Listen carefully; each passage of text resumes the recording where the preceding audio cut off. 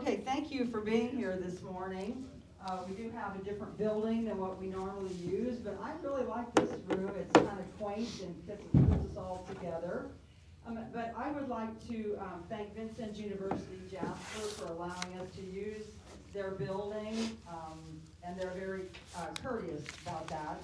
And then I'd like to introduce our legislators this morning, and I apologize, for some reason we can't get these lights back here to turn on, so I think you can see them, all right.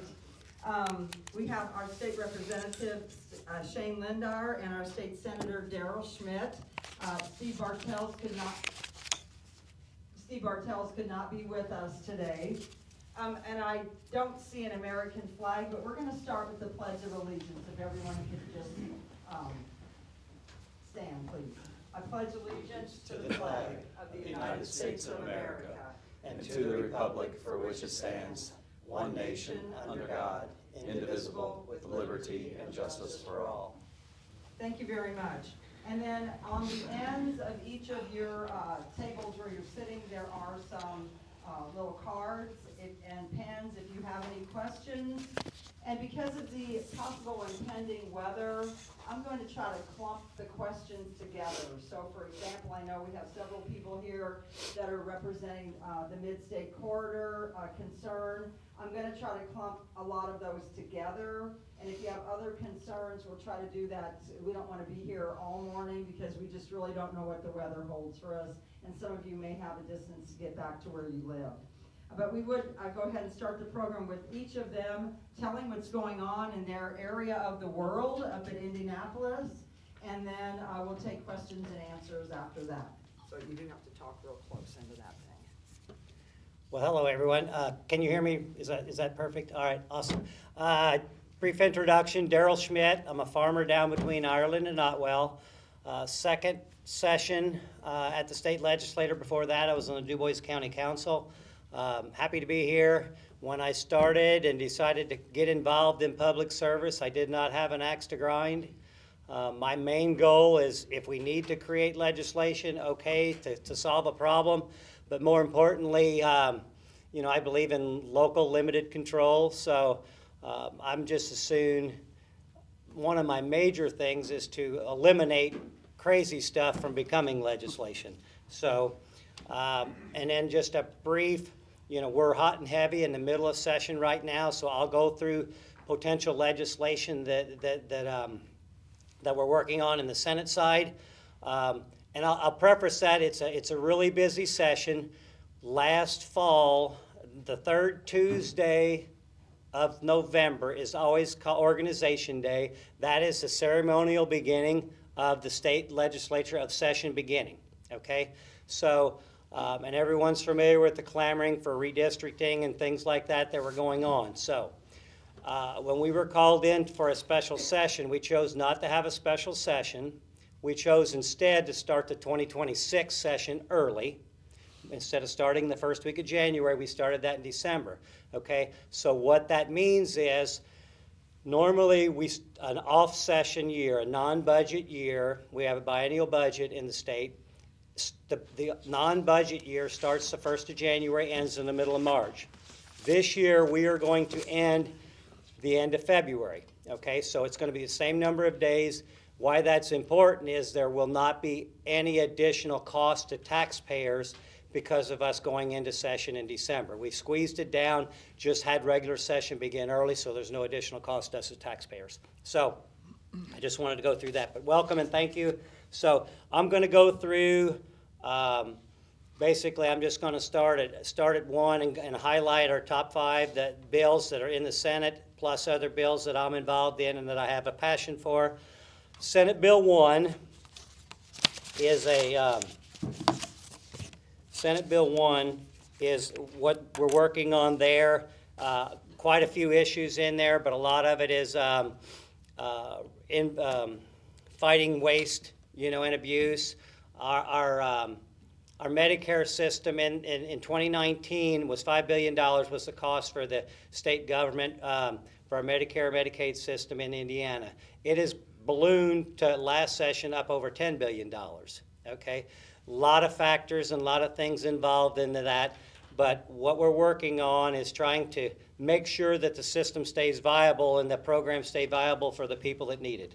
A lot of times you're hearing in the news about SNAP benefits not being able to be used. You know, the Make America, Make Indiana Healthy Again, SNAP benefits in Senate Bill 1 will not be able to be used for candy and soft drinks. That's in the legislation in Senate Bill 1. Medicaid verification to eliminate people from receiving benefits in multiple states. Some people are applying in multiple states, so working to, you know, if a person needs it, and then that's what we want, that's what the system's for. But people are applying and receiving benefits from multiple states, so working to do that. Immigration eligibility standards. Trying to make it in this bill, and this, you know, obviously it's going to spark some controversy, but where the health and SNAP benefits will only be, you will not qualify for those if you're an immigrant coming from in the country illegally, okay? Also, making work requirements. If you're an able-bodied, working age adult, and if you're receiving benefits, there are going to be work requirements tied to that. And if you can't work, there'll be volunteer requirements. So that's potential in Senate Bill 1. Senate Bill 2 is giving judges more flexibility in denying bail in major, you know, severe crimes, murder cases. You hear where somebody was incarcerated in jail, they were released on bond, waiting trial, and next thing you know, then there was an unfortunate circumstance where there was a domestic abuse situation. To try to not let that happen where they get out and do those things, Senate Bill 2 will give the judges more flexibility to deny bail. Senate Bill 3 will basically take the information on Senate Bill 2 about the denying of bail and potentially put that on the ballot this fall. And let us look and vote and work on that. Senate Bill 4 are various fiscal matters, requiring LSA to perform fiscal impact analysis on executive orders within 7 days, requires binding review of budgets of taxing units with unelected boards. So that would mean that the town, city, or county councils will be able to have binding review of boards that are taxing units, taxing the citizens, but are in an unelected position. Senate Bill 5 is allowing the Alcohol and Tobacco Commission more power to refuse or renewal of an alcohol permit if someone is, some establishment there's criminal activity or a public nuisance going on. Then, as a couple bills that I've got that I've been working on, Senate Bill 112 and 113 that I've authored, they actually passed out of the Senate or going to the House. They're election bills. I see a clerk in the room. So what those are election integrity bills. And the 112 is administrative. Basically, if you're a candidate for an election and you move and you need to withdraw candidacy, then that withdrawal of candidacy form automatically updates your voter registration. It just streamlines the process where to keep our voter rolls clear and current. Senate Bill 113, right now Indiana only they use the federal minimum requirement of record keeping, where after an election, clerks are required to keep 22 months, keep the records for all election records for 22 months. So as there have been cases come to light where people are voting multiple times in different situations, the evidence was gone since we only keep it 22 months. So what that potential legislation does, we'll take that requirement from 22 months to 60 months. So that 60 months lines up with the federal statute of limitations, for election fraud. So that unifies that. That takes it through 2 election cycles, keeping those records. Both of those bills passed out of the Senate committee and out of the full Senate with 100% bipartisan support. Now, also, most of you know my goal and what I've been doing, the last year since the 2025 budget session was over. I've been going to city, town, and county councils all over District 48, working to help everybody understand the effects of Senate Bill 1, the property tax changes, the local income tax changes. So that's been a passion of mine.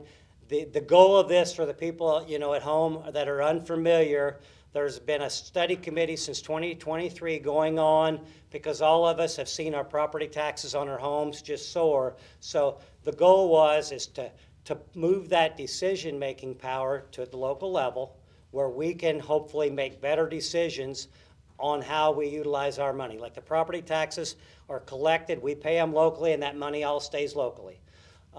So the goal is to empower us to make those decisions. So when that legislation came out last year to reduce property taxes, there was concern from local governments that it was too much, that we would lose services. But the goal is to move that decision-making power to the local level and utilizing the local income tax at the local level to do that. What a lot of people don't know, if we utilize the local income taxes at the local level and raise the local income tax to provide the services and tailor it more specifically where we need it, it doesn't mean that that's a tax increase. So in 2015, our state income tax, everybody that we paid, that line item on your stub for state income tax was 3.4% of your earnings, okay, in 2015. Now it's 2.95, and by 2027, that will be 2.9. So basically 0.5% that was state income tax that was collected at the state level will no longer be collected at the state level, reducing taxes at the state level. So if we need to, as local governments, utilize the local income tax more targeted, we have the ability to do that. And it's basically shifting where the tax is collected and where it's going to be utilized and administered. And I, for one, I feel that we at the local level can do a better job of collecting and administering and managing that money than somebody. No offense to state legislators, but I would rather. I know, I get it. Yeah, I'm not picking on you. But seriously though, I think at the local level we can do a better job, more efficiently managing it than being dictated from the state or the federal level. So that Senate Bill 1 of 2025, that's now Senate Enrolled Act 1, there's a lot of there's changes coming with that. Okay, it wasn't accidental that the implementation wasn't going to happen until 2028. Okay, so now there's two bills. If you guys want to look up things, and a lot of you know that, but all you have to do is Google IGA, the Indiana General Assembly, and you can look at potential bills and legislation. So two of them in the Senate, Senate Bill 163. Can you take a moment and explain what you meant by it was a Senate bill and now it's a Senate Enrolled Act? Okay. What's the difference between Okay, absolutely. Okay, so every year, just like last year, Senate Bill 1 that we all talked about, and everybody in local government knows Senate Bill 1, okay? Well, this year, Senate Bill 1's different, right? Now, this year, Senate Bill 1 is trying to work on the health matters to try to make sure that the health things are available for us. So, okay, so it started at Senate Bill 1. So then when the bill went through Senate Bill 1 was a fiscal policy. So it went to Tax and Fiscal Committee, and once it passed out of the Tax and Fiscal Committee on the Senate side, it went to the full Senate for voting. It had second reading and a third reading. On third reading then, that Senate bill passed out. In other words, it was more than a 50% approval. Then it went to the House of Representatives, went through the same thing. Their fiscal committee, where it went through, I guess, I don't know if it was appropriations or what one it went through. Ways and Means. What's that? Ways and Means. Okay, sorry. So on the House side, it would be the Ways and Means Committee. So they had to look at it, take testimony from the public on it, and that happens both committees.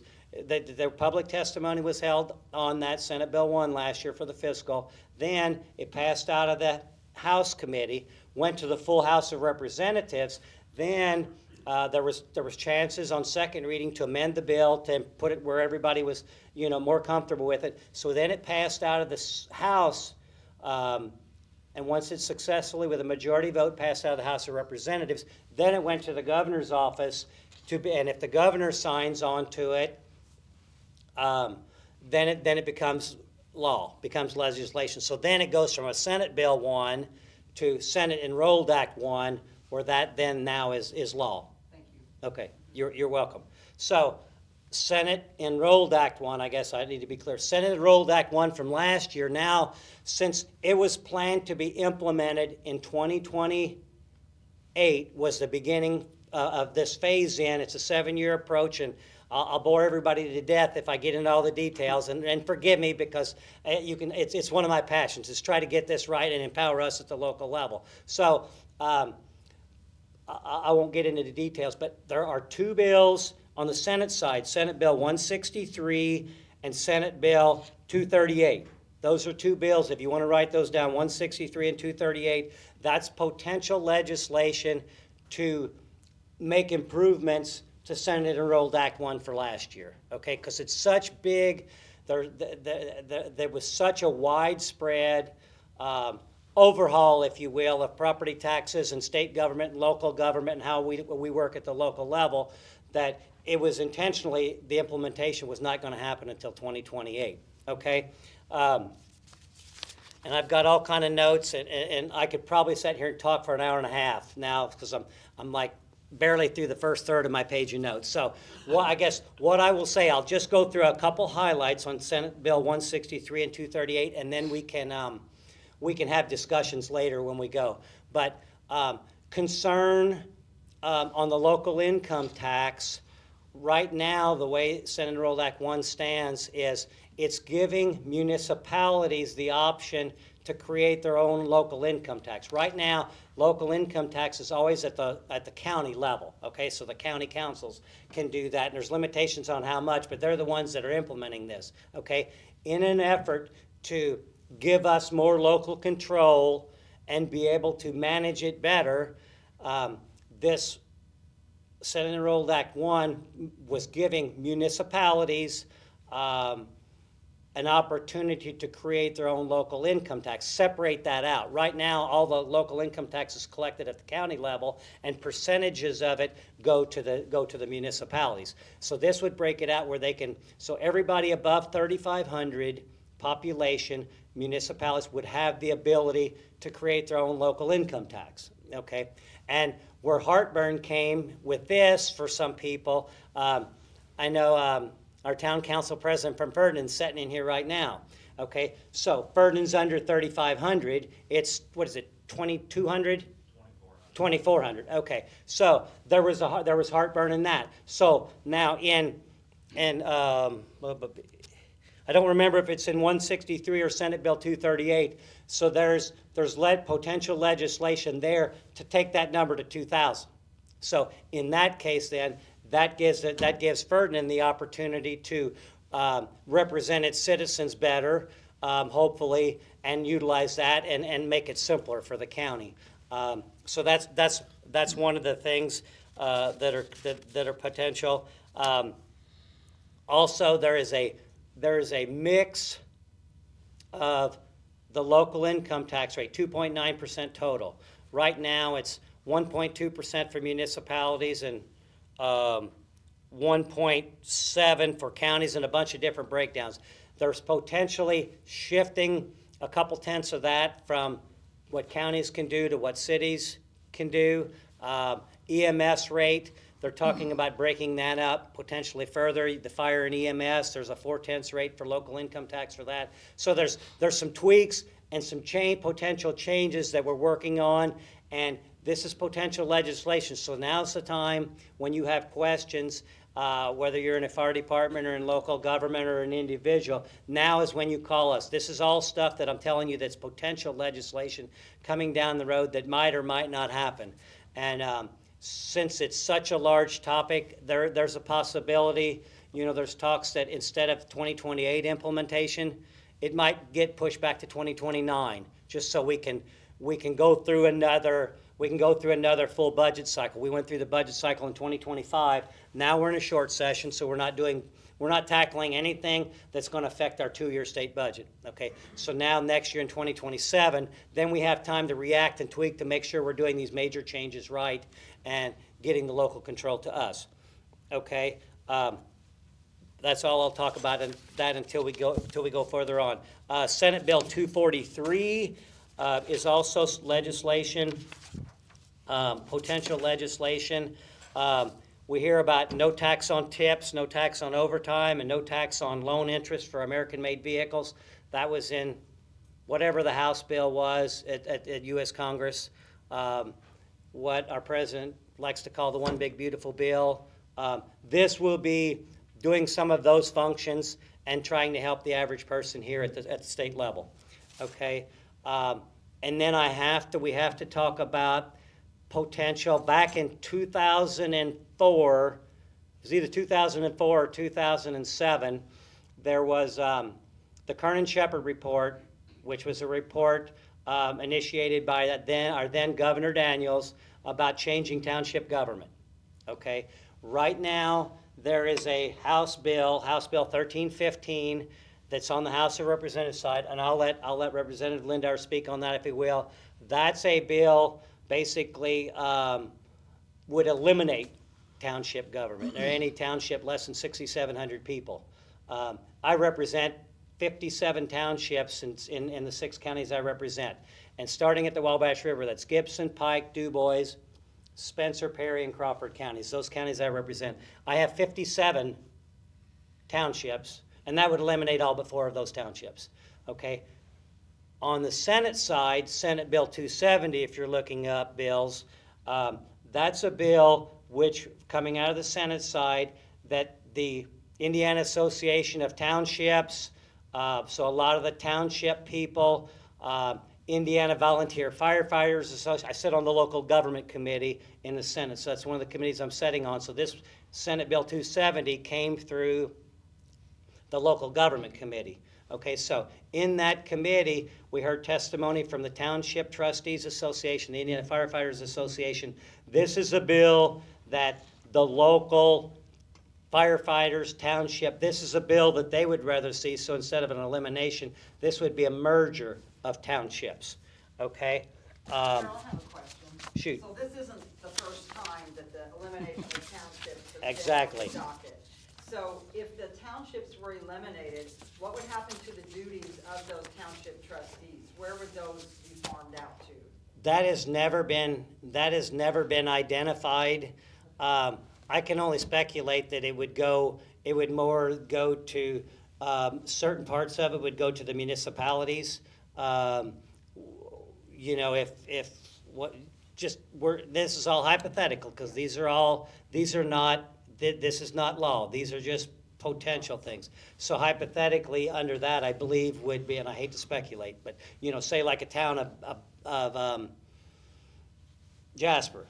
Typically, most of Bainbridge is in the city of Jasper. I would have to only assume that potentially then Bainbridge, and I don't want to get everybody in a panic, because this is just all discussions, but I think the vision would be then, you know, Jasper would basically take over the duties of Bainbridge Township, and then like the local county executive, you know, would be taking over, county commissioners, if you will, would be doing a lot of the functions of the unincorporated townships, okay? But Now, that's not been determined on. none of that. This is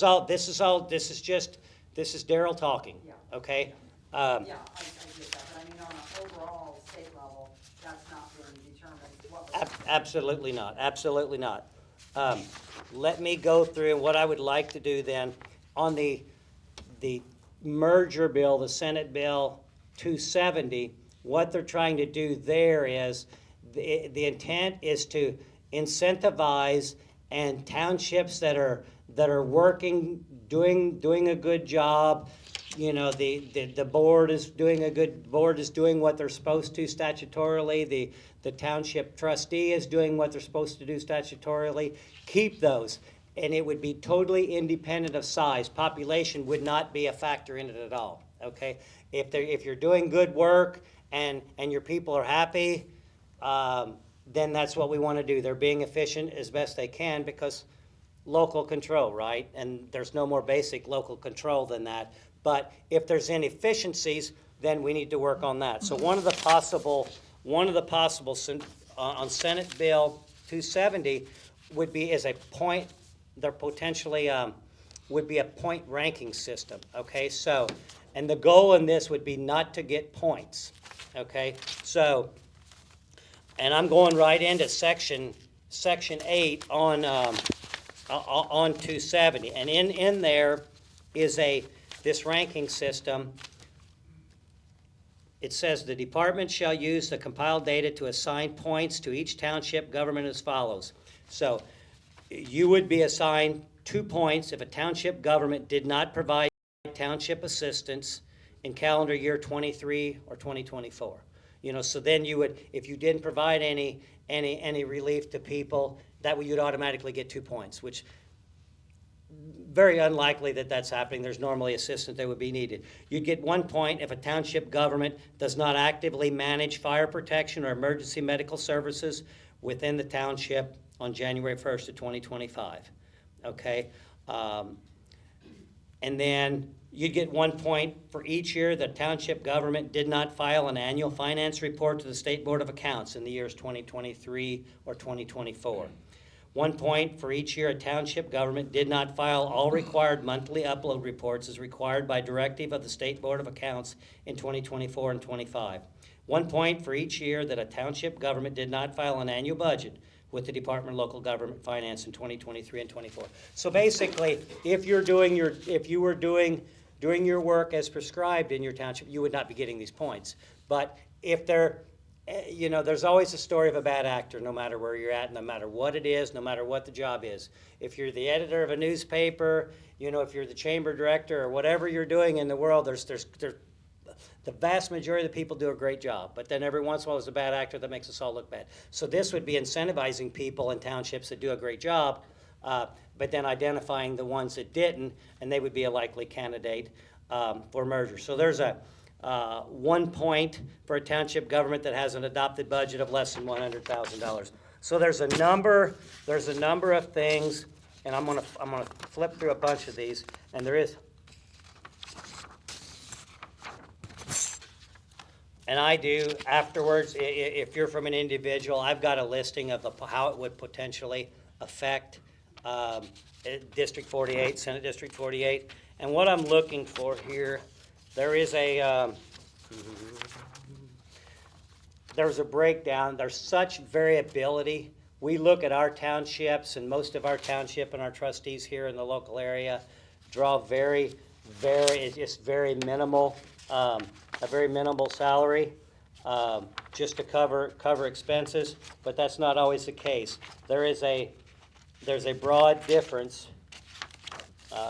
Anyway, there's a broad difference. There was in the state there is a township somewhere where their board is making six-digit figures, for that. So there's a big spread, in that. So what this would do then is it basically incentivizes the townships that are doing really good work and allows them to continue that no matter what the size of population. Okay, those are the basic.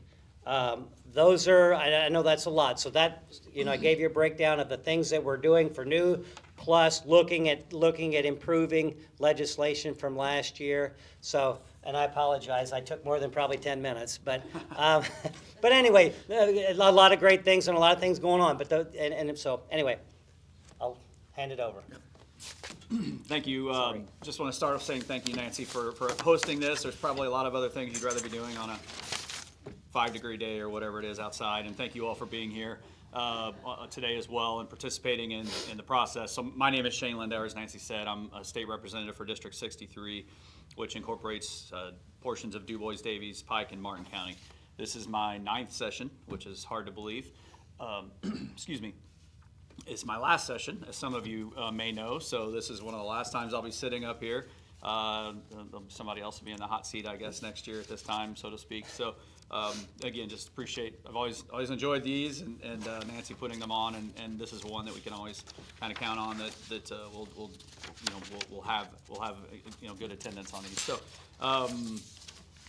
So, Senator Schmitt said there's a ton of bills. There's usually an excess between the House and the Senate of 1,000 bills that come out.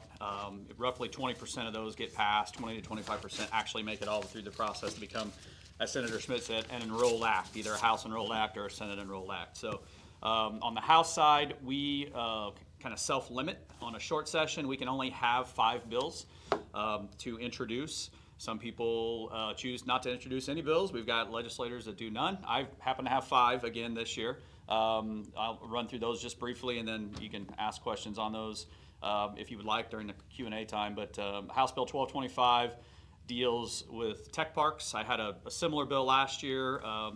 This specifically would impact Crane and Westgate.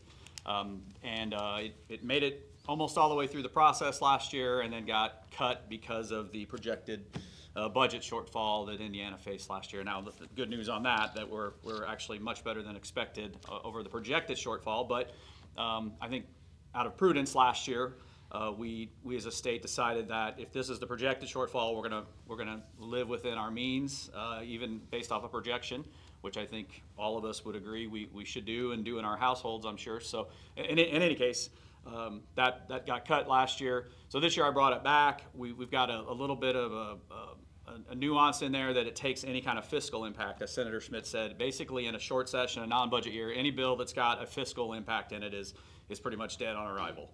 It's just not gonna move, especially in this short session that we've got now. It's very little time to navigate that process if there's any kind of fiscal impact in it. So hopefully that bill, House Bill 1225, will get some movement, and we'll be able to get that into law. And at least it'll be a starting point.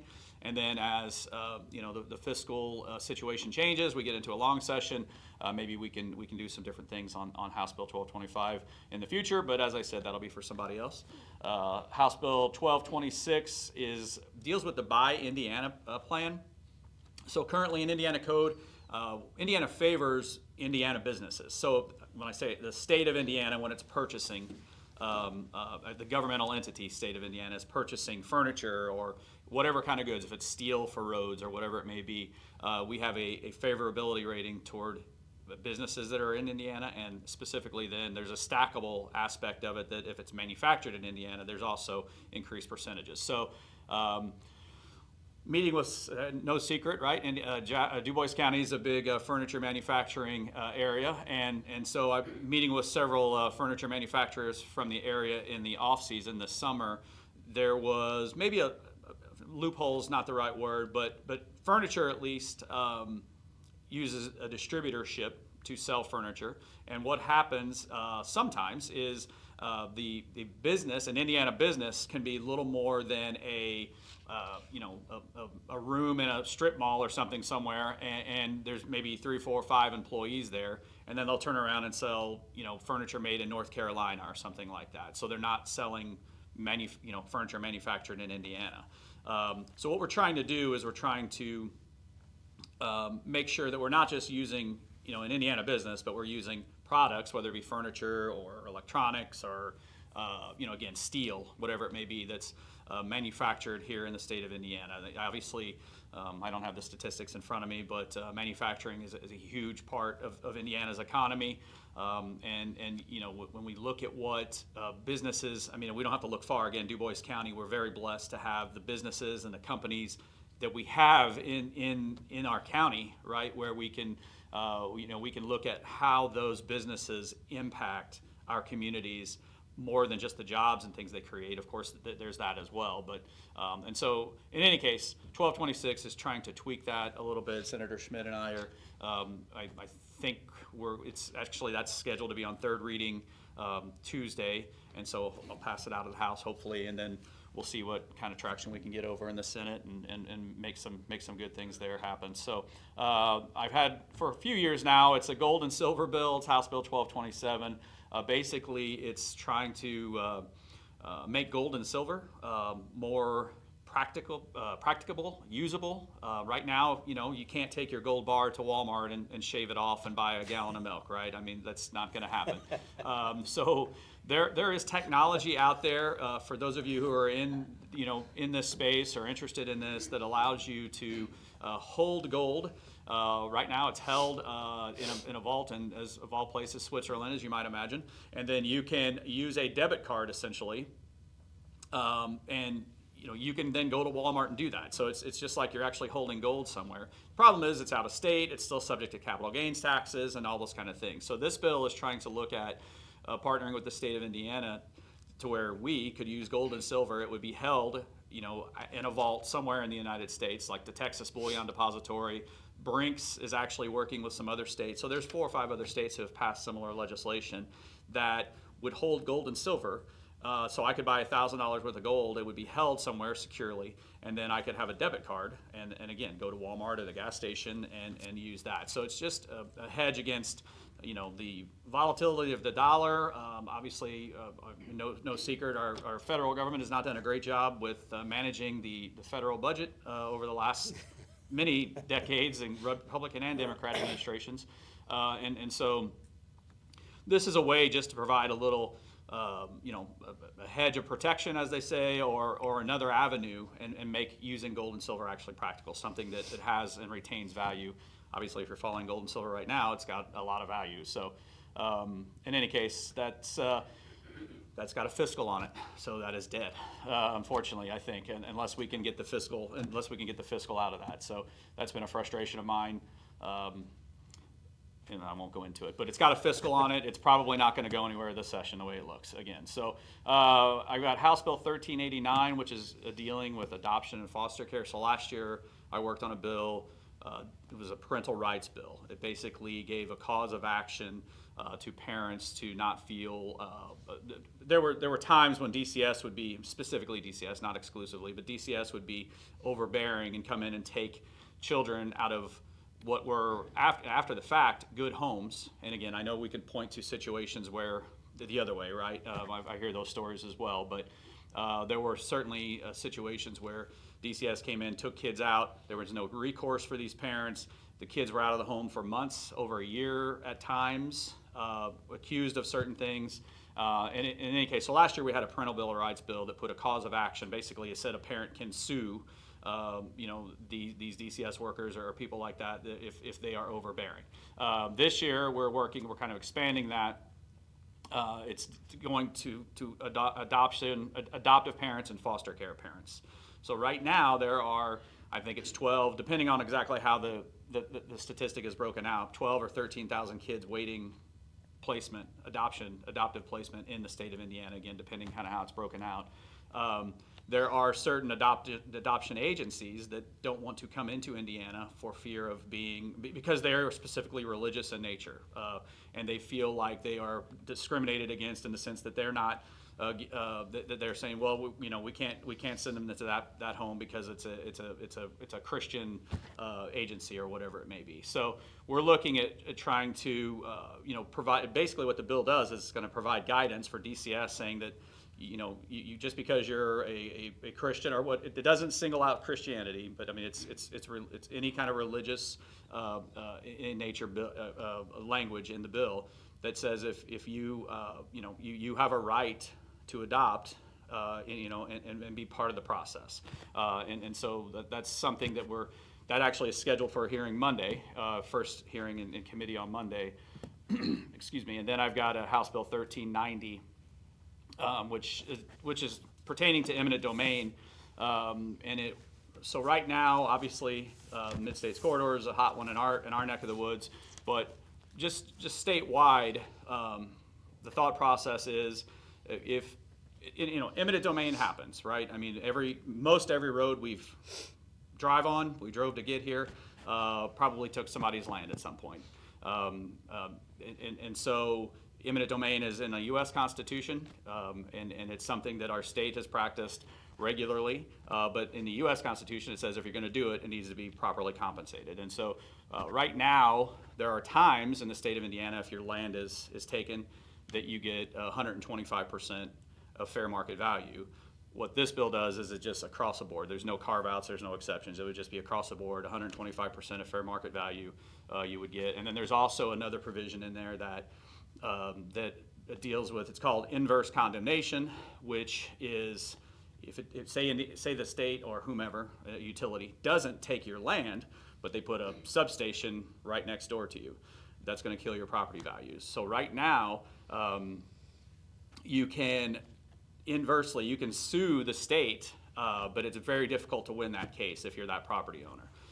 It's not unwinnable, but it's difficult. So there's a little provision in here that makes that easier. It's still not a golden ticket by any stretch of imagination, but it makes it a little bit easier for a property owner who's had their land values diminished to seek recourse from the state of Indiana if you've had that happen to you. So those are the 5 bills that I'm specifically working on. Then we've got, as Senator Schmitt said, there's always 4, 5, 6, sometimes up to 10 kind of priority bills that the House works on, that the Senate works on. Again, being a short session, we've only got four priority bills that we're working on right now, just real briefly.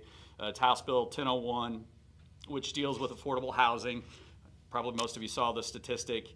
And again, I'm going to butcher exactly what the number was, but 40 plus years old is now the average age for a first-time home buyer.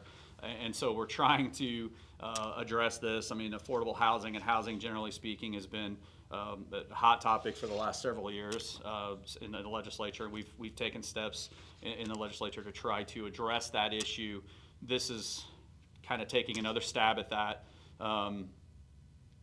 The House Bill 1002 is dealing with energy, the cost of energy, how it's been going up quite a bit. So taking a look at how we might kind of rein in those costs. House Bill 1003 is actually Representative Bartel's, yes, it is Representative Bartel's bill. He's worked a ton on this. It's a monster of a bill because it touches the vast majority of titles in Indiana code. What it's doing is it's scaling back or repealing or removing, I don't even know, hundreds is I don't want to overstate, but it's probably not an overstatement, little boards and study groups and all these things that the state of Indiana has put in place over the last, I don't even know, right, decades, I'm sure. And a lot of these things were well-meaning and were probably good ideas for one variety of reason or another, but taking a look at all those things and repealing a bunch of those. So the idea there is just government efficiency, better government accountability. So he's got his hands full with that. I know he's been working on that a lot. That is moving through the process, but as I said, he's got his hands full with that one. I'm sure the next session or the next breakfast he'll be able to talk more about that. And then we've got House Bill 1004, which is also another deregulation bill, but it's specific to education. I've talked about this a few times since I've been in here. Over past years, there's a lot of, again, I think they're well-meaning ideas that come to the legislature that get passed, and then we say, whatever Greater Jasper School or whatever it is, you shall do this. We had defibrillators a few years ago, right? Every school will have to have a defibrillator, and so I voted against that. And so people say, well, you hate kids, right? No, but if we do that kind of thing, then it's a mandate you're putting on schools. Schools can already do that if they feel the need to do that. And so, having those situations, again, it's a well-meaning bill. We want to protect kids to the fullest extent that we can, right? But when we put those little things into place, it's another mandate on a school that, it's something that the school could already do. And so looking at a lot of those little things, I say the defibrillator thing because I've already heard from a couple school board members said, we should take that out. That shouldn't be in there. And well, okay, but then when we start stacking these little things up, it all adds up to, hundreds of different, sections of requirements that schools have to do. And so, anyway, that's House Bill 1004. It's education deregulation. And I'll say all these bills, they're big bills. The last 4 that I just went through, they're big bills. They're going to be moving targets. They're going to change a lot, as a lot of their agenda bills, the Senate agenda bills. They're bigger bills. They're priority bills, and so there's typically a lot of work done on them when their bills come to us, when our bills switch over to halftime and go to them. And so I know I've heard a little bit about the affordable housing bill from some local units that are there's some concern about that. I don't know if you've heard anything from Senator Schmitt yet, but Yes. I will say that it's a moving target there, and I'm not part of the conversations. It's not a bill I'm working on right now, but there are constant conversations with AIM and AIC to make sure that gets in the best place possible. And as we say, sometimes Senator Rolak Senator Rolak one from last year is a good example of something that may continue to get worked on and as we go. So with that, I'm happy to take any questions. Does anybody have any questions on your cards? I'll collect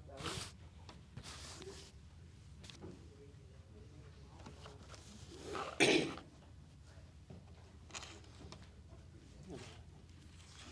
While Nancy's collecting those questions, I found my notes on salaries from 2024 budgeted expenditures. The median township board salary for all three members by county was $23,000. Minimum of $1,621 to a maximum of $885,946. So there's a wide range, so that's why there's a lot of things that are being looked at. And one thing I wanted to add to that with the Senate Bill 270, on the potential mergers of townships. A lot of the decision-making will go with, once the point structure is done, the county executive body, commissioners, will be involved in how those mergers would look. Local elected officials, township trustees, boards, and the county commissioners would be involved in determining how it looks.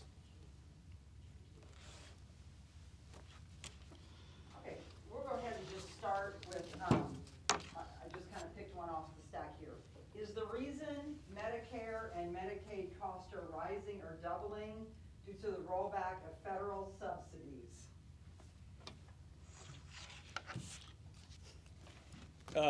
I would say, well, I mean, if you're taking money away from the state of Indiana, I mean, those issues are, I mean, it's certainly going to increase costs. But we've also seen a lot of people go on the rolls. That has exploded exponentially as far as how many people have enrolled and been attempting to use Medicare, the state can do nothing about, right? Medicaid, the funding comes from the federal government as well, but it's administered by the state of Indiana. So Medicare is, I guess, kind of a separate issue. We're not dealing at the state level and have no impact on that. Medicaid, and that's an attempt to try to rein in some of this spending. So I think it's a variety of factors. I mean, the federal government is looking at the same things we're looking at as far as trying to restrict some of this stuff. The current trajectory is unsustainable. No matter what we want to do to try to help people, the current trajectory is not sustainable for the federal government or the state government. So we've got to take measures to stave this off, or the whole ship goes down. So I'd say as far as why, it's a variety of factors. So I would agree, and I would say yes. That's one of the portions of it. As the money from the federal level changes, to be quite honest, when we had COVID, no one understood what it was, and there was both administrations were up there. They were worried about hitting the Great Depression again, right? So as we put money into the system, print money, we might or might not have overheated the system. So in pre-COVID, 2019 pre-COVID, like I said, that in Indiana, $5 billion was what our budget was, and now it's $10 billion. It was 9% of the budget of the state of Indiana. This is kind of a good way to look at it. 9% of the state budget was for the Medicare, Medicaid part. Now it's 22% of the budget. So when you take that much of a difference of the budget, that's taking money away from K through 12 education, higher education, and all the other things, okay? So when we talk about, like in Senate Bill 1, waste, fraud, this year, waste, fraud, and abuse, don't just automatically assume. That's not talking about individuals that are in multiple states, trying to get benefits. That's only one component of it, okay? There's a lot of, it's not just, we're not just picking on people, right? It's also the healthcare system. You know, I'm on insurance and financial institutions is another committee that I'm on. So the waste, fraud, and abuse is just that, you know, that's a good buzzword, but it's not just individuals. You know, it's also the industry that we're looking at, insurance companies, all that. Everybody has a hand in that. You know, if there's an opportunity to take an advantage, we're looking at all those factors. So it's a combination of all of them that are contributing to that. The industry as well. Okay. A couple of these are concerning the mid-state corridor. So this is kind of indirect, actually. We have heard that 400 plus, and I think the number was 340, that was in the paper, but NDOT projects have been delayed due to budget constraints. Is there a list of all of these projects that were delayed available to the public? Do you know that? No, I guess is the short answer. I don't know if there's a list. I mean, we can certainly find out. Whoever asked the question, you know, let me know afterwards, and I'm happy to get your contact information, and we can look into it and see if there's a list out there. You know, I mean, there's probably some sort of a list as far as, you know, what's been, you know, on the chopping block, so to speak. So. Okay, these three. Question, but I wondered if the roundabout at 162 and Principal Bristol Junction. yeah, is that one of them? I don't know. It would be nice to see that list. Yeah. I You okay. I tell you what I'll do. I don't know the answers of it too. You know, Daryl Citizen has heard the same thing, that, you know, about potentially Brettsville being delayed. I don't know that I heard eliminated, but I heard it was delayed. So I'll reach out to NDOT and then try to have an answer, and we'll discuss at the next meeting. I know there is a list that hasn't been released yet. Is that right? I don't know when it'll be released to the public, but I was told from Representative Hamilton that she received the list. Okay. She's just waiting. I'm not on those any transportation committees or something. It is jumped up for some reason to 400 projects. Okay. I'll work on that. That'll be my assignment for the next meeting. Since you mentioned Representative Hamilton, I'll go ahead with this question. Representative Carrie Hamilton proposed a referendum or a special election for the state, or at least for DuBois and Martin counties, to vote on building the mid-state corridor. Why are state legislators not allowing that bill or proposal to move forward? Yeah. So a couple things on that. She tried to do it in an amendment. She tried to put it on so Indiana we are amending the Constitution for the state of Indiana. The issue that we're amending is dealing specifically with judges. So if you know the process for amending the Indiana Constitution, it's a several-year process. It's not something you do in one session. And so we are on the final step of amending the Indiana Constitution for judges.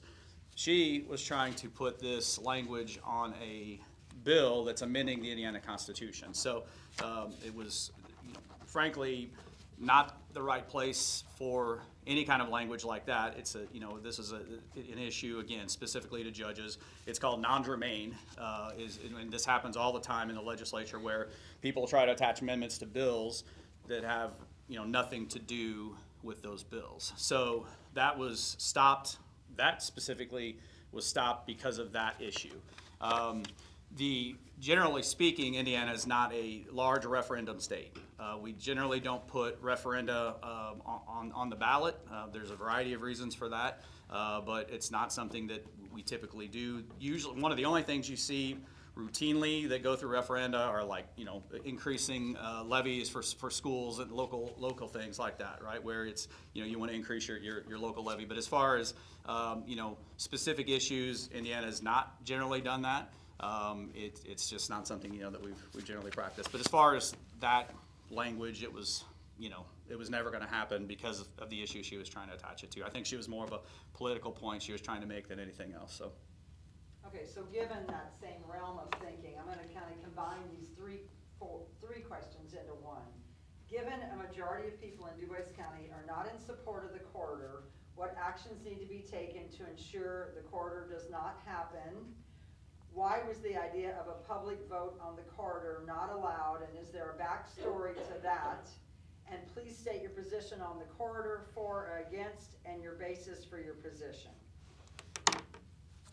So I think I answered one of those questions with why is it not on the ballot, right? That's why it didn't go on there. So my position is that I like some sort of bypass. I drove here on the bypass around, Rural King. I like that bypass. Since I've been on county council in 2010, 2011, I've been supportive of some sort of bypass around Jasper and Huntingburg.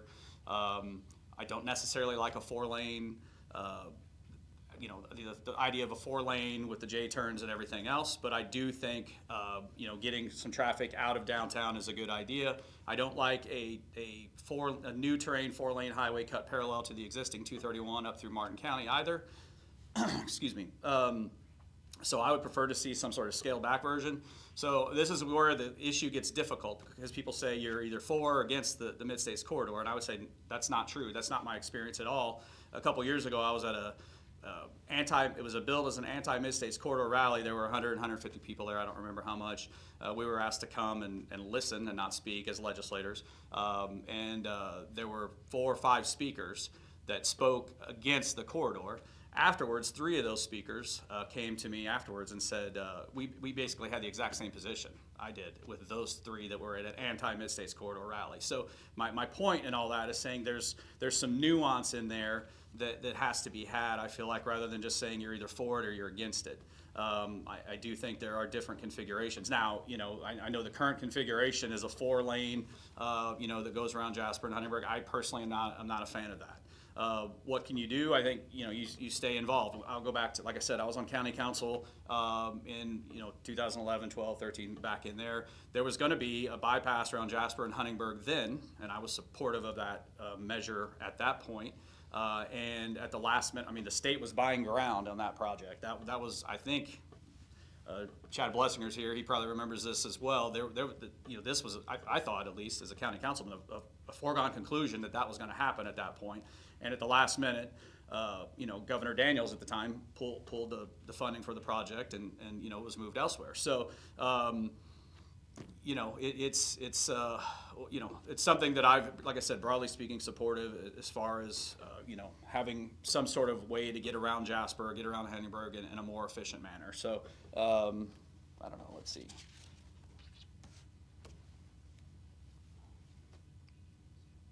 Yeah, I guess I think that pretty much covered everything there. Okay, well, thank you. Obviously, this is a very contentious subject, Daryl the farmer totally understands, personally, how that would affect people and everything. And this has been one of the top things that I've thought. I've been to a bunch of the meetings and talking to numerous people that are reaching out. And at this point, I don't have a vote on the subject. So what I've been gathering information and looking, and I heard one time that it's a mighty thin pancake that doesn't have 2 sides. So I represent 140,000 people in 6 counties. And some of my, I don't even know who That's good. I don't know who I can attribute that quote to. It was a quote that I heard. But anyway, but the point of that is, in the 6 counties that I represent, I've got obviously the people, in Du Bois County, there's a lot of passion, not for it. Well, in other counties, there's passionate for it that have already, started the process and worked on it. So I've came to the place where I'm representing 140,000 people, and I'm trying to advocate for those. And you can look at the state level or look at the federal level, and people that are always in front of the media and the TV, in Washington, D.C., and not necessarily, this is not specific to any party or any policy, but the people that are always in front of the cameras talking aren't necessarily the people that are advocating and getting things accomplished. So I've been trying to work diligently to represent people's views behind the scenes, places where I think that I can enact some positive change, and I truly mean that. If there's portions of this that that I'm not a fan of either, I'm trying to work to see how I can modify those things. And there's a lot of economic pressures that are affecting, like we talked about, those 400 projects. I can only I can't imagine that it's not gonna, that economic pressure is not gonna be part of this project as well. But that's where that's kind of how I'm looking at it. And anytime, you know, half of the people in this room have my cell phone number, and the others, I'm happy to talk to you after that and advocate any way that I can to represent everyone. Yeah, Senator Schmitt said something, I think, and I've said in this, you know, past meetings like this before. So as legislators, here I, or, you know, once I'm gone next year, my, you know, my successor, she won't have a chance to vote on this either. Yeah, won't have a chance to vote on this either. It'll be, you know, we're specifically prohibited in the Indiana Constitution, Article 4, Section 22 of the Indiana Constitution, from voting on laying out the type, the manner, where it's going to go, what it's going to look like. You know, so we, just to clear up confusion, we will never vote on this. Whoever comes after me will never vote on the Mid-States Corridor. We vote on a budget for the state of Indiana that includes INDOT in that budget. So I can't propose an amendment constitutionally by the Indiana Constitution to carve out, well, I'll pass INDOT's budget if they don't do the Mid-States Corridor. That is not part of the process, or that's you know, specifically prohibited for that. So as Senator Schmitt said, and I've done too, I've had, I don't know how many conversations about the Mid-States Corridor since I've been my 9 years in office here. I've tried to be a voice for the people who are for and against. I said here, I think last year I took a box of over 1,000, 2,000, I forget exactly what it was, you know, signed petitions directly to the governor's office when it was Governor Holcomb at the time. I personally took them to his office and put it on his giant conference table in his office to try to represent and be a voice for the people, either for or against. I will say I do have people who quietly, mind you, are very supportive of the road, and it's not just you know, the rich, which is kind of what I hear routinely when I make that comment. So there are people for the road. Certainly there's a lot more energy, at least you know, against the road. I acknowledge that, and I also acknowledge that if it's your property that's being taken, it's a tough situation. There's no doubt about it. But I would just go back to and caution all of us as we're having these discussions to say, just about every road you drive on to get here took somebody's land at some point. And so I think as we look into the future and how we best plan for our area, you know, we are we are an anomaly. I mean, in rural America, in rural Indiana, the community that we have here as far as industry and the things that we offer. And so I think it's a balancing act. I mean, there's a tension in so much that we do in politics, you know, in public policy, to make sure that we're kind of balancing different sides of the pancake, as Senator Schmitt just said a moment ago. So I like that. I'm going to use that at some point in time. But you know, so there's obviously, you got to acknowledge when you're taking somebody's ground, it's a big deal. And part of the reason I you know, had the bill to say, if we're going to do that, we need to acknowledge that it's a serious deal. But at the same time, we've also got to, as public policymakers, try to plan for the future and make sure that we're continuing to grow. Because rural America and rural Indiana is dying, largely speaking. I mean, as far as where the population growth is. Now, you know, maybe post-COVID, those trends are changing. I would like to think that they are. But I haven't seen any numbers on that yet, and so I think that we have to be very careful in how we, you know, approach future projects or just, you know, eliminate future projects. So. And, you know, to continue on, I've had multiple discussions and multiple conversations with INDOT. So, and the people that have called me have sent me emails. I try to respond back to every phone call, every email, and whether it was somebody from here that is vehemently against it, INDOT knows that. I've told them that. There's also people that, you know, in a county to the south of us that you know, that are really advocating for it. And I share their views as well. So, you know, and I truly mean that. I'm just a megaphone for 140,000 people, and I'm trying to relay that behind the scenes to get that to the right people that are making the decisions. You know, it's not, you know, my personal preference is not part of this. I'm trying to represent everyone that's here, and just because I'm not jumping up on the top of a building and screaming does not mean that I'm not advocating for everyone. Okay, thank you, and thank you for those of you who are here representing have a cordial conversation about that this morning. Okay, another question. How much did the push for redistricting cost us? I think I addressed that in my opening remarks, but it did not cost us any money because basically the cost of the budget session, the cost of the non-budget year. Budget session was last year in 2025. We started the 8th of January and we finished up somewhere in April, okay? Non-budget year this year, we started on January the 5th. Statutorily, I think we had to be done by March the 16th, okay? So, like I said, session starts the third Tuesday in November, called Organization Day, every year. So typically then what happens in November, you gavel out, you're in recess until the first week of January, then we would have been in session until the 14th, 16th of March, okay? This year, we will be done with business the end of February, so the 2 weeks that we dealt with that in December is part of our normal session. So it basically just moved March to December, so there will not be any cost to the state, to the taxpayers because of the redistricting. Okay, thank you for that explanation. Okay, these two questions kind of go together. Minimum wage has not been increased since 2009. Apparently Indiana's is the lowest in the country, according to this. When are you going to push for an increase in minimum wage, and what would be your target for minimum wage? And then Indiana wants more homeowners. However, the median wage ranks between 34 to 37th, I'm guessing in the US is what that means. Better jobs, better wages, increased cost of living will also help people get to the point of home ownership. So it's tying in home ownership and the low minimum wage. Are you familiar with the Indiana portion? No, I have no plan, well, again, if I was gonna be here, I'm not. I have no plans to push to increase the minimum wage.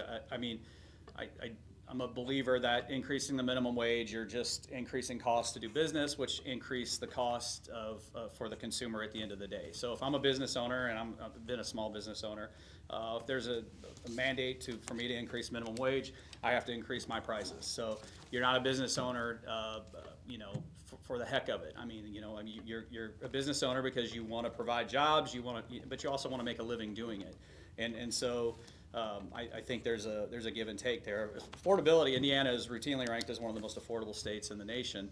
Are there, I would love to wave a magic wand and increase wages, but I personally would have no plans to do that. Again, I'm not going to be here, but if I was, that would not be something that I would push for personally. So. Would that be in a budget session when that is discussed? We haven't done it or even discussed it since I've been in the legislature. I'm assuming, I don't know if that would have to be in a budget. So a budget session is if anything that's going to cost the state money. So I assume that if there's some, I don't know if there's any, state jobs that pay minimum wage where that would have to be increased, then yes, it would have to be in a budget session.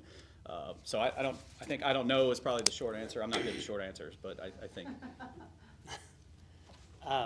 That's on my list to do that will, I don't have the answer to that, the state minimum wage. I will look into that when we come back the next time. You can take that card with you. Yes, Over okay. here. And I've got a list of mine, but on the housing issue of it, there is, TIF districts, tax increment.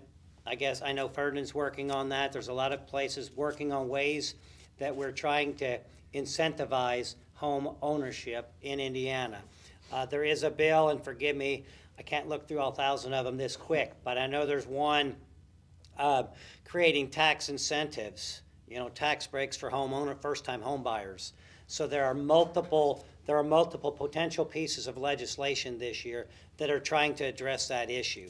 It's a national thing, it's an Indiana thing, and that is something that's getting a lot of attention here at the state level. But right now, I don't have the answers on which specific pieces of legislation. When we get through the session here, by the time, when is the next one in March, right? 14th. March 14th, okay. So we will know exactly how we address that.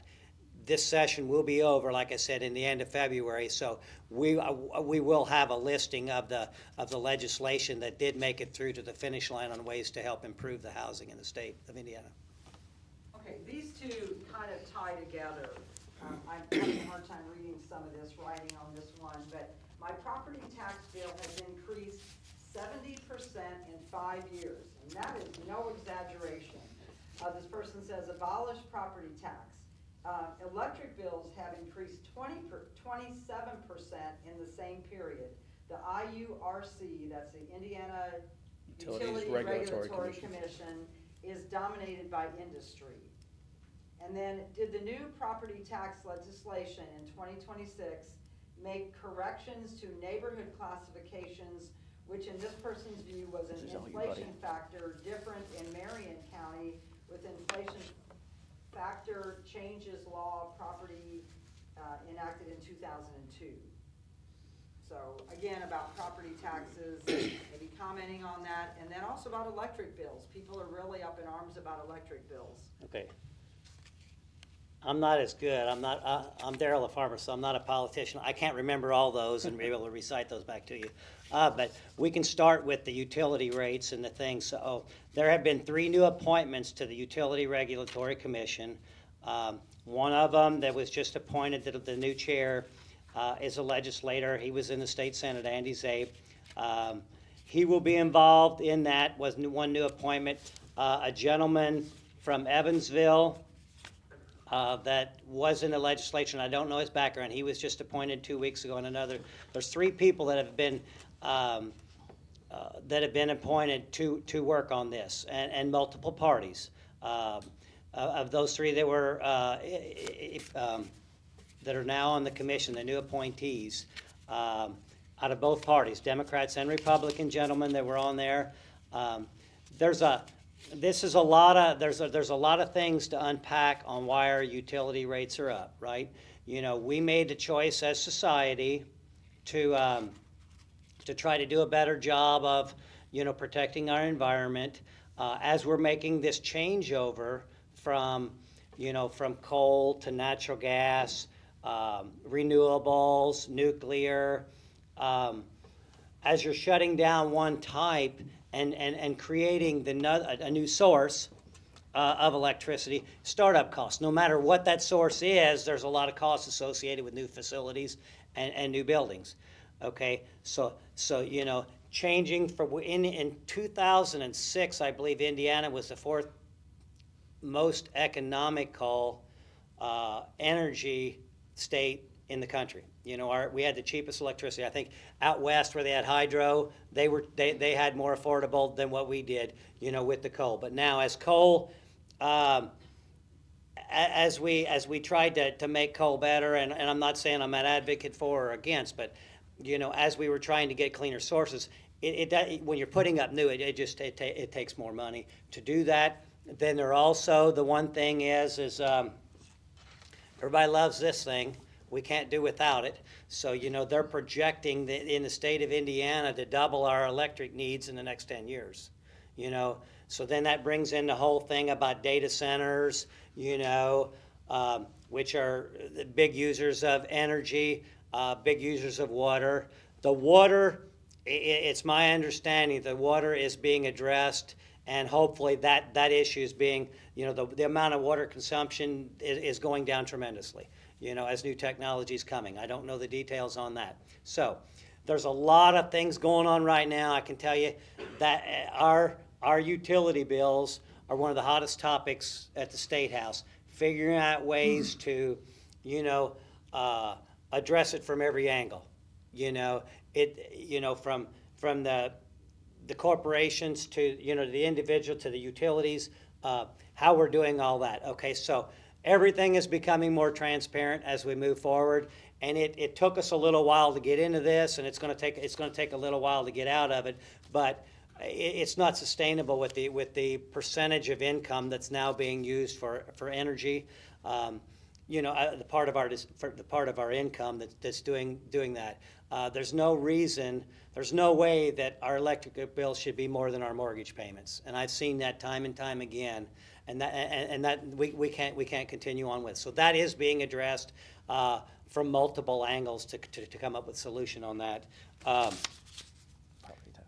Okay, Property tax bills, yes, I know exactly where you're at. You know, I've seen that too in, in our home, and in land. So that is why Senate Bill 1 came about. In April of 2023, there was a study committee that started this because of the property taxes, are going up. So we're trying to, the reason Senate Enrolled Act 1 came around, we're trying to look at, where the property taxes are collected from us at the local level and all used at the local level. So the cuts that happened last year, the first thing was for us to look internally as a way to, at the local level, to create efficiencies and be efficient in any way we can, okay? Then if we can come up, and everybody is open to different solutions, if we can come up with better ways to generate the revenue has to come from somewhere, right? If we want to continue to have the things that we have at our schools.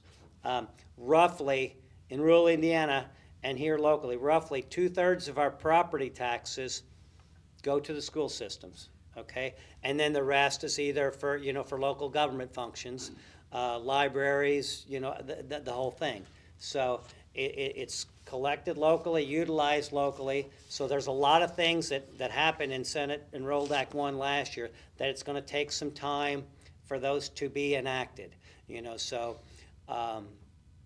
As school projects are completed, typically it was just a rollover, rebond and roll over. Now, one of the things that people that don't really realize that now there's going to be a cooling off period.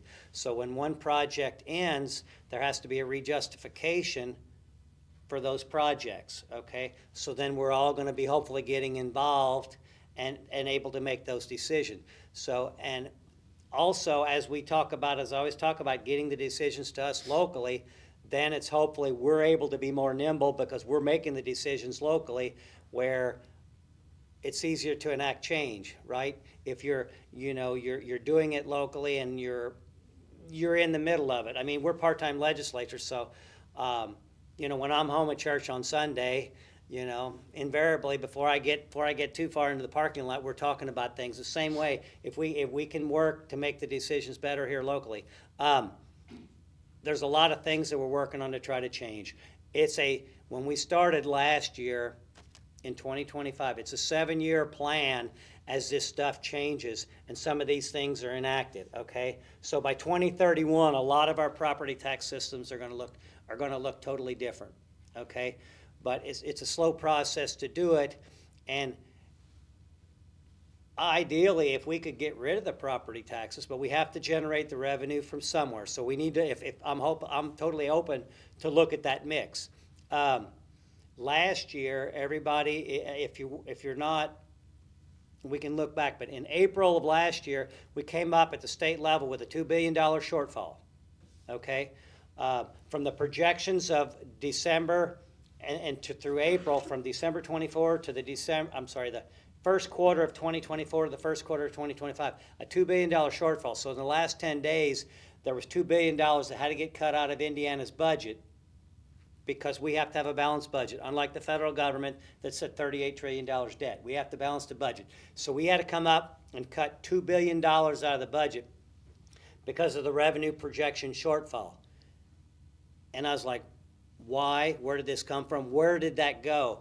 Well, almost exclusively the money, the only glaring reduction of revenue at the state level, we collect the property taxes local, mind you. Okay, so at the state level, it was income taxes. We have sales tax, we have personal income tax, we have corporate income tax. All of those were relatively stable except the projections for the corporate income tax revenue collected. So the amount of, so first thing you're going to think is, okay, well, yeah, the corporations. But no, what that says was it was a 29.4% reduction in corporate revenue collected. That wasn't because of a change in the tax structure. That was just income tax collected personal versus corporations. We were continuing on with our jobs, but the corporations, if you noticed, when we started in COVID, all of a sudden next thing, and this is just my personal observation, you could look anywhere you wanted to, at a car lot, farm implement dealership, wherever you wanted to look, lots were empty, you couldn't buy anything. You couldn't buy clothes, very few items were in surplus, so everything was tight. Well, all of a sudden, as things started catching up, the next thing you know, now dealerships are full, everything is bountiful, you can get whatever you want again. So basically, as the corporate, obviously their profits went down, and then we were collecting that much less revenue. The whole point of that is it's irrelevant that it was corporate versus income versus whatever, but income taxes are not as stable of a revenue source as property taxes are. And if we want to continue to provide funding for our local governments, because remember, we collect property taxes at the local level, and it all comes to the local level. None of that is state budgetary money. That's what we use for our schools, for our roads, for our local governments. And that's the stable source. So if we're going to get away from that and do that, then we have to be willing to either increase, you pick your poison. Do you want sales tax on services? Right now it's only on goods. Or do we want to increase our local income taxes more to provide money for schools? Okay, so schools, property income taxes go to fund facilities at schools. Okay, that's your infrastructure, your buildings. Okay, the state tuition support, the amount of money then that comes from the state of Indiana that the state of Indiana collects of our money from income taxes and sales taxes, that comes back as state tuition support. That's what pays the teacher salaries and things. That's what the state's portion, the contribution to the schools are. So I know that was but trying to give you the philosophical view, so it's not so simple just to say we're going to cut property taxes and totally eliminate them. Trying to be more efficient on them. Okay, sorry I go off on a tangent, you guys. What were the other questions? Okay, so there's a couple more left on my table. So why should residents have to pay sales tax on essential services, on an essential service? Matt, do you have an example of what you meant by that? Utility bills specifically is what that's. Okay, so why are we paying sales tax on a utility bill? Right. Okay. It's an essential service, why pay sales tax on it? We're already talking about cost of living. Exactly. You're talking about the taxes, you're talking about the cost of insurance, you're talking about different things like that, which obviously the cost of living keeps going up, and it sounds as though we're not really worried about wages or anything keeping pace with that, which is interesting. But, same thing, well, how are we gonna take care of taxes on utilities or essential services if we're not even taking care of helping people pay the damn bill?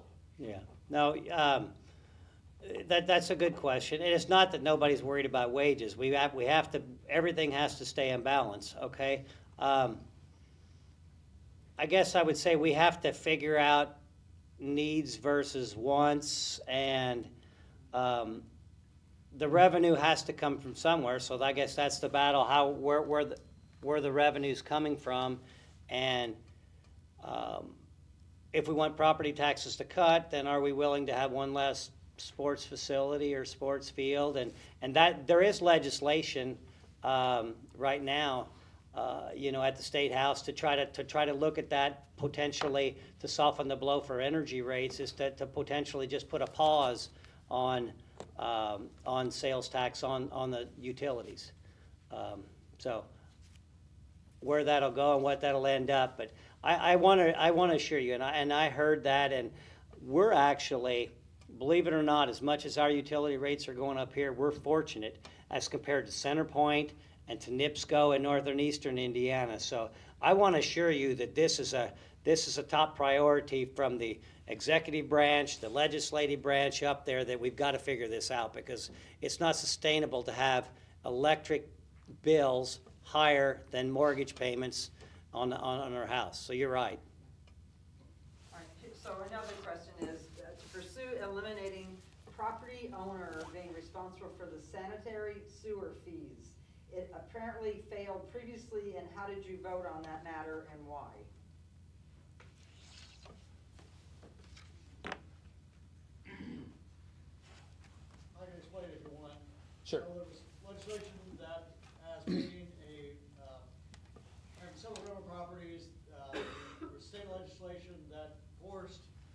property owner to pay sanitary fees if the tenant failed to pay them, and then they could put a lien on you. If you didn't pay it within 30 days, they could put a lien on your property. So legislation, the way I understood, did go before last spring, and it failed. But it's putting the undue, and the way I understood the reason it was enacted years ago was they were putting all these sanitary facilities in, and if the tenants failed to pay, the landlords were going to keep their property instead of get it condemned or a lien placed on it. So they were making sure they were getting money by enacting this law. So I feel it's an undue responsibility for the property owners to pay somebody else's bill. I'll just have to talk to you afterwards, Brian. I don't remember the issue. I don't remember when or how I voted, but I'm happy to talk to you afterwards, so, yeah. Okay, just a couple more questions. Several businesses are causing disruption across the state, or let's say even conversation. Solar, data centers, wind turbines, battery power storage. What is going on to have legislation to control some of those things? Well, so we had data centers. Senator Schmitt mentioned that as well. It's certainly one that we hear a lot about. So again, there's not a short answer here. There's utility companies. We talked about raising utility rates. Part of the reason those rates are going up so much is because there's been at the federal level in past administrations a requirement to have so much quote unquote renewable energy in their portfolio. So these utility companies, who I don't think, frankly, a lot of them are real excited about putting solar fields everywhere or wind farms everywhere, are made to do so by the federal government. I think the current administration is rolling some of those things back, which will be a relief. But so that is part of what's going on with some of the skyrocketing utility rates, is kind of heavy-handedness from the federal government to require some of these again quote unquote renewable energies to go into place, and so that when you talk about the data centers and the solar fields, I mean, I think that's a very different discussion than they're different discussions to have, right? I mean, they're different things in kind, and so it's when you're talking about the solar fields and things like that, companies have been mandated to put those things in, and so they are looking for places to do so across the state of Indiana, across states all over the place, and so as far as what's being done on those, I mean, generally speaking, the state of Indiana has kind of let that up to individual counties to have some local control over that. The projects that are, I'd say part of the reference here is probably some of the projects that have been going on here in Du Bois County. Frankly, those projects have been planned and coming for several years. And I know there's a lot of attention on them right now, but those things, respectfully, they didn't drop out of nowhere. I mean, they've been kind of in the news and been coming for a while. The way to stop those things is to get out in front of them and go to your commissioner or council meetings, those kind of things. Once some of those things are signed, the current battery storage unit over by Holland, over in that area, there's contracts signed at this point, and those things are unfortunately, they're in play. There's companies that have invested millions of dollars in these situations. For the county to back out on that now would put the county at grave risk of lawsuit and all kinds of issues there. Data centers, again, I think just getting involved. There was a data center stopped in northern Indiana because local residents got involved in the process early before contracts were signed and those kind of things were really implemented, and so they were stopped. I will say, I mean, the data center conversation is a tough conversation. I mean, those things are, frankly, we need them. And as far as the water that they're using and things like that, there's new technology. Data centers aren't all alike when it comes to their water usage. So I'll say that some data centers use a remarkably little water. It sounds like I'm no expert on this, but a small amount of water with some of the new technologies that are coming out. So that's kind of one thing. As far as monitoring at the state level water usage, we did a bill last year. I actually worked on it that basically causes large water users to register. So if they use so many thousands of gallons per day, they have to register with the state of Indiana. So they're monitored. We had a bill this year that I'm chairman of Natural Resources Committee, so I can kind of pick and choose what bills we hear in the House Natural Resources anyway. There was a bill that looked at data centers. My understanding initially was that data centers were not registering. They weren't doing what they were supposed to do. And so I thought, well, that's not right. They should be registering to do, if everybody else has to do it, they shouldn't. So I initially calendared the bill to hear it. Then when I actually started looking into it, they are not, the ones that aren't doing it are not doing it because they're on municipal water already. Municipal water already registers, right? And so we would be singling them out to register whenever they're not even the biggest water users many times, like energy producers. There's all kinds of other companies that are already in that system. The data centers that are not using municipal water, that kind of went out on their own and did their own thing, they are registering. So I took the bill off the calendar once I had a better understanding of what was actually going on there. So there is a mechanism in place to monitor the water usage for data centers. I don't know, am I missing something there? Like I said, it's a, the data center thing, it's a tough one. I get it. They do use a lot of energy. Some of them do use a lot of water.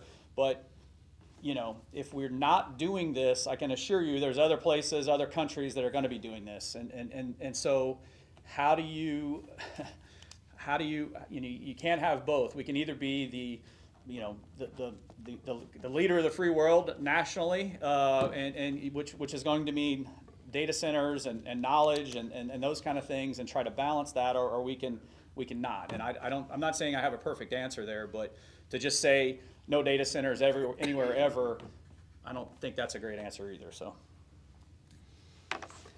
I guess I'd like to, when I go to Indianapolis and I'm up there, you need to have the big picture. All of us need to look at things holistically, and all the things that we've been talking about here, are tied together. Our power mix, we made conscious choices, over the last 15 or 20 years that we had aging infrastructure. We want more energy. We demand that as a society, okay? So we demand more technology, we demand more things, which is more energy, okay? And we've also made the choice that we want to improve the environment, improve our health, and so going to a different source that are healthy for us, okay? So as we're going through that, there's a lot of cost associated with the new construction, with doing these things, okay? But these are all choices that we've made. We decided we want to have cleaner energy. We have more of a demand for technology. We also went through COVID, and we pumped a bunch of money in the economy. That created inflation. That put a lot of money in our pockets, and we were spending, and the demand was up. And just like the gentleman was talking about, wages are not keeping up. This stuff is all cyclical, and we've not found that balance yet, right? The inflation was caused, and it was multiple administrations who were pumping money into the economy, right? So all this stuff's tied together, and I would say wages haven't caught back up yet of this cycle where we all have to, but this stuff is all tied together. It's all tied together. Now, our power mix, as it has changed, and as the costs are changing, and the data centers, this is also a national security issue. Whoever controls the technology, look at what artificial intelligence and the information that we're fed, and the algorithms that are out there. There's potential legislation, and I'd like to hear everybody's information and opinion about controlling the amount of social media that kids under the age of 16 can access social media. The algorithms can supposedly, they can identify a user's age plus or minus 1 year based off of your navigation through the system. And they're specifically targeting kids, different things. Well, all this stuff is tied together in the data centers for whoever's controlling the data centers and the technology, okay? Now, we're gonna go right back to our utilities and our consumption of energy, okay? We have to be willing to look at we're gonna have to have all sources of energy. We have to decide how we want them and where we want them. I think right now we utilize solar, everything is the quickest and the fastest, and how we can generate electricity the fastest. And right now, putting solar next to energy transmission lines as coal-powered plants shut down, that's the easy button. You know, it's not accidental that they're here. When we've got in District 48, I have 3 power plants, coal-fired power plants, that are being shut down. They want to come, and it's a much easier to go right by a transmission line.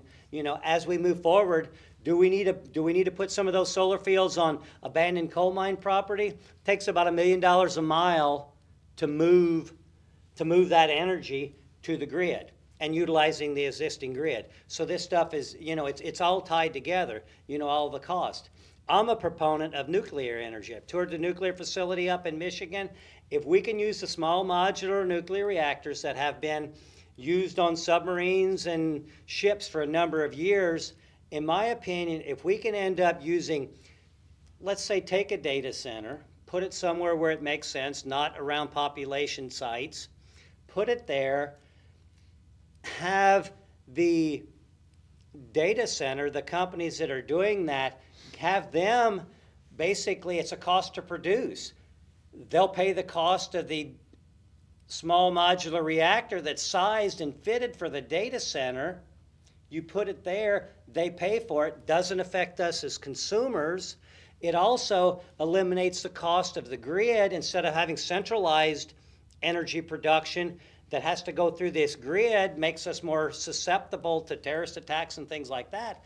If we separate out our energy sources and put it there where the data center uses that technology, SMRs, and builds it, you know, it should be a win-win. Us ratepayers aren't involved, and we're not picking up the bill. It's a cost to produce. So then if we choose to use and make data centers based off of our search techniques and things we're using, then we're going to pay that cost through our phone and through our apps and through the things we use, because the direct cost of production goes right from the data center and what they're doing and out and decentralizes. So I guess we've made the choices on power mix. Our cost is higher because we want better, cleaner energy. So it's all tied together in one way. Hopefully that answers the question on a lot of those things. Wow, that's some deep thinking. I just wanted to ask, I know AEP's going to the small nuclear. Do we have other, like, or either the other two in your? My understanding, and I don't know the details, and this is Daryl, the consumer, the electric consumer, more than Daryl, the senator hears. I don't think, Gibson County is not a high priority for whatever reason, I don't know. Petersburg, that process has been started. AES in Petersburg has announced they're starting that process. They could be a potential site. Crane is a potential site. In my personal I have no idea. I've not got a tour Crane yet, but that's a potential site for one. Makes all the sense in the world. If we're going to start, why wouldn't that be? That would be a great place to put the first data center, where it's in a controlled environment where nobody can access it, right? You know, because it's on a military base. Also, as far as a national security perspective, it would give us a lot. You know, that they wouldn't be tied as much into the grid, you know, would protect them and make us a little safer. So there's a lot of talk and a lot of things. This is all early on. The first, in Canada right now is the first SMR project that's happening. They'll be the first to be built. Then the Tennessee Valley Authority has a few going. We will, I would like to see Indiana as an early adopter, and I would also like to see Indiana do some of the manufacturing, you know, for that. There's manufacturing in Indiana already, manufacturing some of the components for the nuclear. Why not be a leader, you know, in nuclear, utilize it for manufacturing base, to the gentleman's opinion. Let's get jobs like that and get wages, you know, high-paying jobs and wages up, utilize that. And we have to have a steady, reliable base load. Nuclear would replace coal as a steady, reliable base load that we can't get from some of the other renewables. Well, Rockport has approved though, I mean, that's approval for that. Yes, absolutely. The local, Will they be third in the? oh, then I can't guess exactly what order it'll be.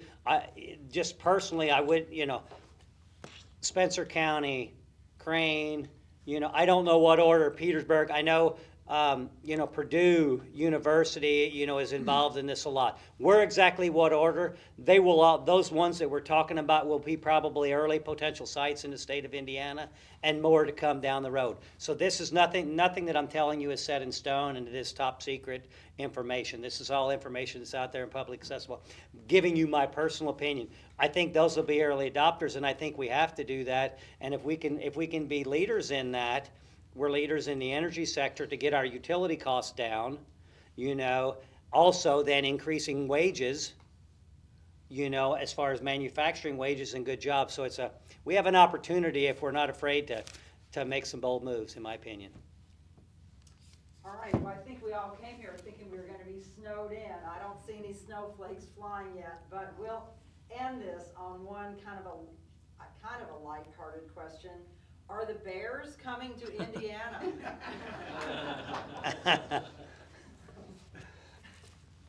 I don't know. I do think that I hear from a lot of people that this is just the Bears using Indiana as a kind of a tool to get what they want out of Illinois, and that may be the case. I've not been part of the discussions, but I can tell you there are actual high-level discussions happening between Indiana and the Bears, where high-level NFL officials outside of just the Bears organization are part of those conversations as well. So I think the chance might be better than some think. That is not me predicting it's going to happen, but again, I am not one who dismisses it out of hand that it's, we're just being used by the Bears to get what they want out of Illinois. I think the chances are better than some think. I'm not saying, the chances are not zero, I would say, but I'm not saying that we're going to have the Indiana Bears and necessarily either. So That was what I was gonna ask. Yeah. If they did move, would they still be the Chicago Bears? that's a good question. I don't know.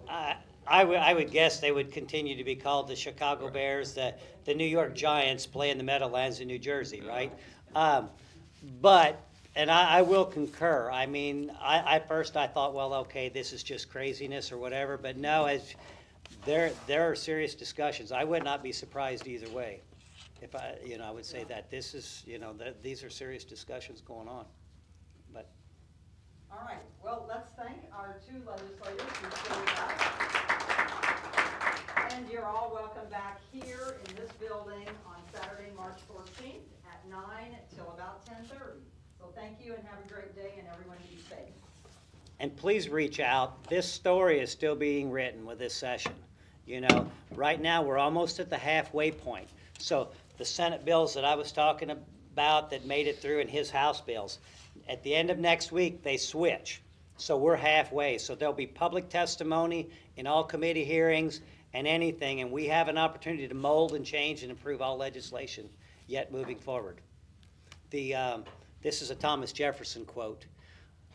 Our country is not run by the majority of the people, it's run by the majority of the people who participate. So, thank you for coming. We all need to continue to participate. Great. Thank you so much. Oh.